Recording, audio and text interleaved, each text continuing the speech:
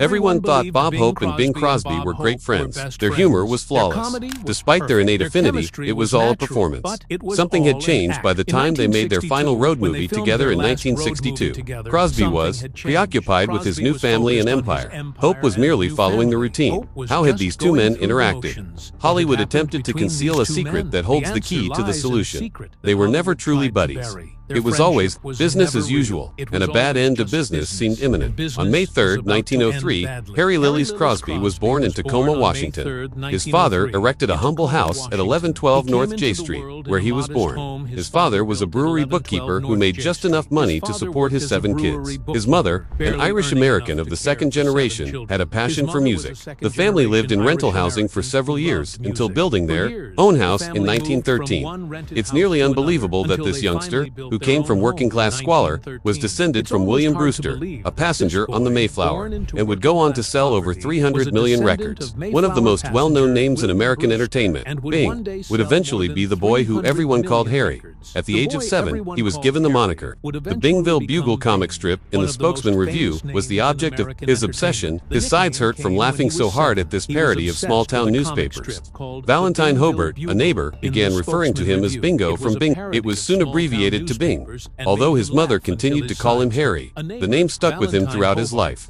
It was unlikely that a little-known comic strip would inspire a stage name with millions of dollars. The family relocated to Spokane in 1906. Due to the high concentration of Catholic households, the area was dubbed the Little Vatican. The Jesuit-run Gonzaga High School and Gonzaga University were only a few blocks apart. At the age of 13, Bing started serving as an altar boy at St. Aloysius Church. Nearly all of the people he grew up with attended Catholic schools from beginning to end. His parents even purchased a picture of him with his first musical hero. Al Jolin, like his older brothers, Crosby enrolled at Gonzaga University in 1920 to pursue a legal education. However, music was his true interest. He purchased a mail-order drum set and practiced until he was able to join a band known as the Musical Eliters without alerting his parents. They made more money than the majority of college graduates could dream of, and 2 months before graduating, Crosby made the decision to leave school. He had previously given a graduation address titled The Purpose of Education, demonstrating his strength as a student. In addition, he was a gifted athlete who played varsity baseball and won 7 swimming and diving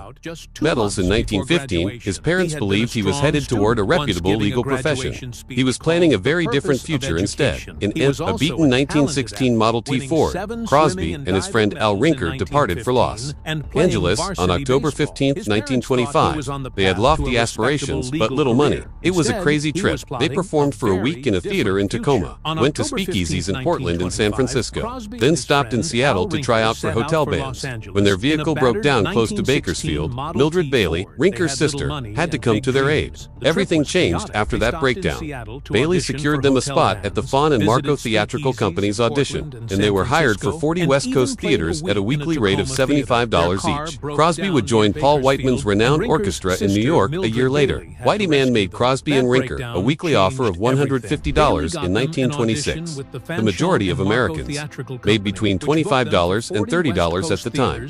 However, Crosby's drinking quickly led to issues. He was repeatedly caught for drunk driving, and once, while doing time for an accident, he had to be taken in handcuffs to a movie set. Although Whiteman's gamble might have ended badly, Crosby's career was launched by it. It was nearly wrecked by their first recording session. I've Got the Girl was recorded by Crosby and Rinker in 1926 with Don Clark's orchestra, but the engineer mistimed the recording.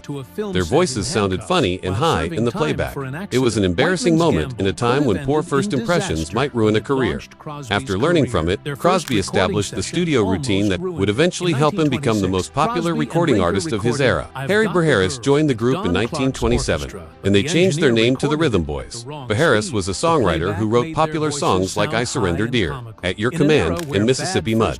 Although his songs influenced Crosby's career, their collaboration eventually became difficult due to disagreements over money and credit. Jazz greats Tommy and Jimmy Dorsey, Hoagy Carmichael, Jack Tardin, and Vic Spiderbecca accompanied the Rhythm Boys on their tours during this time. In addition to embracing the hard-rinkin' lifestyle that accompanied jazz, Crosby absorbed the improvisational approach of the genre. His reputation as more than just a pop vocalist was solidified by these relationships. relationships. Tensions with white men were high by 1929. Following King of Jazz, Crosby's actions resulted in their termination. However, they were quickly rehired at $900 per week on the old radio hour. They violated their contract when they joined Gus Arnheim's orchestra at the Coconut Grove in July 1930, but Crosby gained a lot of publicity as a result. Despite having 9 months left on their lease, they left the Coconut Grove in May 1931, claiming it had expired.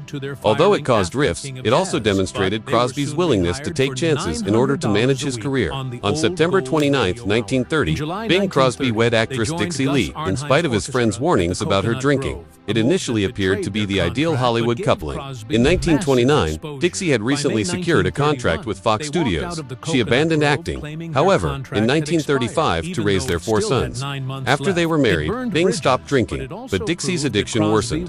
She frequently passed out from heavy drinking when he was abroad performing, but destruction was extensive. After looking over historical photos, USC specialists concluded that their twin boys, Dennis and Philip, had fetal alcohol syndrome from birth. Dixie's life alternated between loneliness and sickness until her death in 1952 from ovarian cancer. Crosby secured a contract with comic producer Max Sennett in May 1931. His group, the Rhythm Boys, which included Al Rinker and Harry Berries, was making $1,000 a week. They canceled their contract with Coconut Grove a few days later, but Sennett reduced the price to $600 per week for Crosby alone. He was accused of betraying his former collaborators by stealing their materials. I Surrender, Dear was the first of Crosby's 6 comedic shorts for the Senate, which he produced in September 1931. They became huge hits at the ideal moment for his record sales to soar.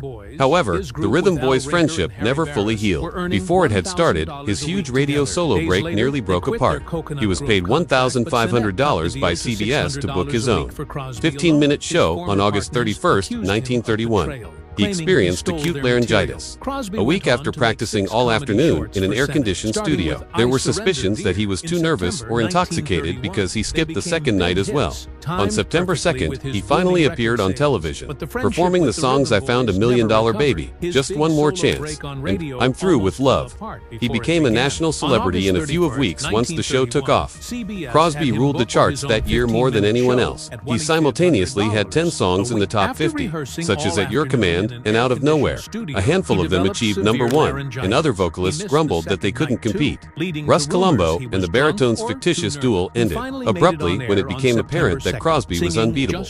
Engineer Steve Hoffman later said that Crosby's deal with Decca founder Jack Kapp to sell singles for 35 cents prevented the entire record business from collapsing because of how well his records sold during the Great Depression. Crosby played the lead in The Big Broadcast, 1932. A comedy about a late radio star that remarkably mirrored his own radio problems in real life. The film's popularity fueled a rigorous schedule of 3 releases annually, a weekly radio program and ongoing tour dates. Despite earning millions of dollars in today's currency, the workload left him worn out.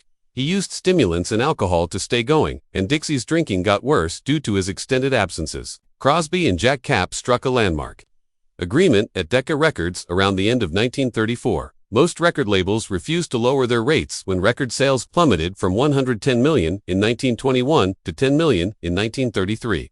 Crosby changed from flat fees to royalties and supported Kapp's plan to sell singles for 35. This audacious action established the royalties system that is still in use today and made music accessible during the Great Depression. Crosby and Dixie had twins, Dennis Michael. His time at home was limited, despite the fact that his career was taking off. Dixie struggled with alcoholism and the demands of parenting. Despite facing their own challenges, the twins followed their father into the entertainment industry. Philip passed away from a heart attack in 2004 at the age of 69, and Dennis committed suicide in 1991 at the age of 56. Crosby replaced Paul Whiteman as host of NBC's Kraft Music Hall in January 1936. Relocating the program from New York to Hollywood, it lasted until 1946, making it one of the longest-running star shows on radio. It was a hit because of the comedy, music, and Crosby's laid-back manner, which also let him juggle radio and cinema work. The inaugural Crosby Pro-Am Golf Tournament was held at Rancho Santa Fe Golf Club in February 1937. He voluntarily contributed $3,000 for the pros because sponsor funding was limited during the Depression. Golf greats like Sam Snead, who won with a score of 68, competed alongside celebrities like Fred Astaire and Alan Hale. The format evolved into the well-known AT&T Pebble Beach Prom. Crosby's domination peaked in 1939, as he had 24 different chart singles in a single year. His songs were played on the radio, annoying rivals who were denied airplay.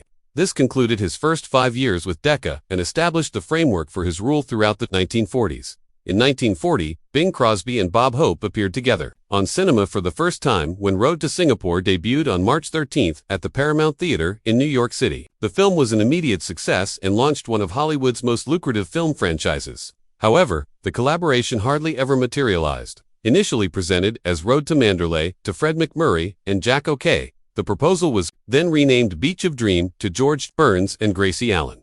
Paramount didn't pair up the two radio competitors until both pairings declined, beginning on October 2, 1939, and ending in December. The Los Angeles County Arboretums served as the location for the jungle sequences.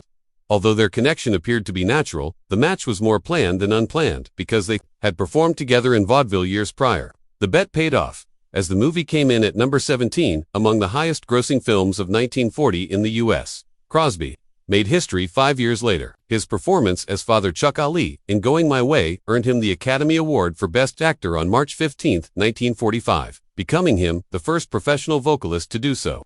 Out of its 10 nominations, the movie took home 7 of them, including Best Picture. Crosby nearly didn't make the ceremony. When word got to him, he was on the golf course, dressed casually and without his toque. He would never hear the end of it. According to his mother, encouraged him to head straight to Chinese theater if he skipped. He received the prize from Gary Cooper. "I couldn't be more surprised if I won the Kentucky Derby," Crosby quipped. Ironically, he had initially objected to playing the part because he felt uncomfortable portraying a priest. However, it turned out to be the turning point in his acting career and contributed to his rise to the top of Hollywood's box office rankings. Between 1944 and 1948, Crosby's supremacy was unparalleled. No other performer had ever held the top spot at the box office for 5 consecutive years. He reached his zenith in 1946, when he directed 3 of the top 5 grossing movies of the year. Blue Skies and Road to Utopia brought in $8 million for the Bells of St. Mary's. Just those 3 generated $18 million in rental income. The only reason Ingrid Bergman outperformed him in that year's earnings was because her 4 pictures brought in a total of $21.75 million. 1946 was Hollywood's most lucrative year ever, with 19 pictures earning over $4 million apiece. Setting a record at the time, Crosby starred in 55 feature films during his 1932 to 1972 career, with an incredible 29 of those pictures ranking in the top 10 for the year of release. By 1948, few people could match his level of fame. He was ranked as the most admired man in the world that year by American polls, surpassing even Pope Pius Think and Jackie Robinson. You could hear his music everywhere. According to Music Digest, during World War II, his tunes accounted for almost half of the 80,000 weekly hours of recorded music broadcast on U.S. radio. He raised $14.5 million in war bonds and was recognized by Yank magazine for raising military morale more than anybody else. He sold 200 million records by 1960. He was the biggest star in music, radio, and movies all at once. Few people have ever achieved the same degree of cultural domination. However, the admiration concealed a more sinister aspect of his personal life that was meticulously kept hidden from the public. Dennis Michael and Philip Lang, on July 13th of that year,